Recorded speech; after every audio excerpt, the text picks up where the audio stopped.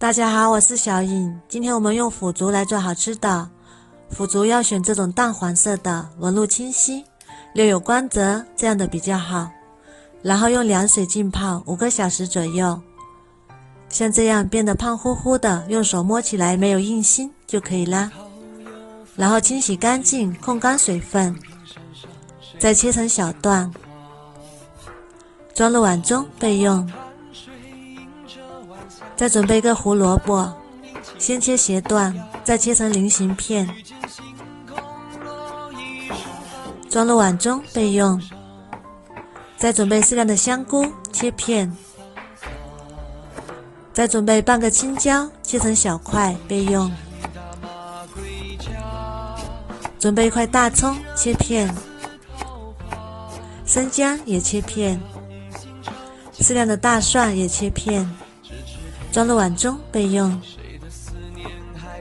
准备一个西红柿，先把蒂切去，再切成小块，装入碗中备用。最后准备2颗鸡蛋，打入碗中搅散，再把鸡蛋液倒入腐竹里，搅拌均匀，让每块腐竹都裹上鸡蛋液，再加2勺淀粉，搅搅匀，让每块腐竹都裹上淀粉。锅中多放点油，油温烧至5成热，放下筷子能迅速起泡，再把腐竹也加进来，用中火慢慢炸，炸至表面金黄，起小泡，像这样就可以啦。然后控油捞出备用。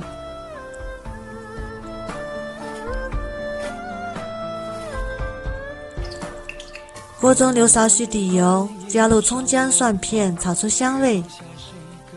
再把西红柿也加进来翻炒，炒至西红柿出汁。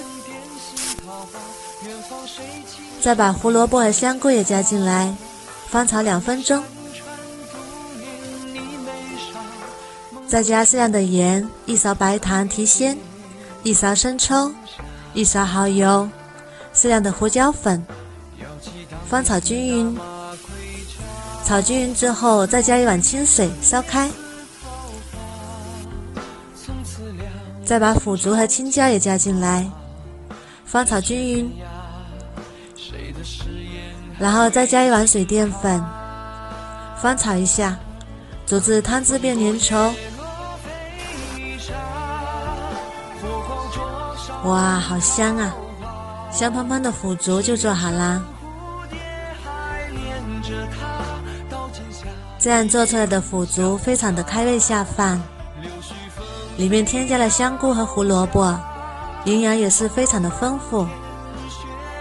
腐竹的蛋白质含量非常的丰富，老人和孩子都可以多吃一点。